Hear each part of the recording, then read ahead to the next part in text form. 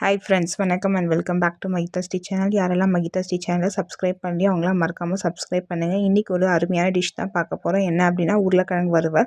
அதை செய்யறதுக்கு உருளைக்கிழங்கு ஃபஸ்ட்டு வேக வச்சுக்கணும். வேக வச்சிட்ட பிறகு உருளைக்கிழங்குல இருக்கிற தூளெல்லாம் நீக்கிட்ட பிறகு மஞ்சத்தூள் கொஞ்சம் ஒரு சிட்டிக்கு எடுத்துக்கிட்டோம்.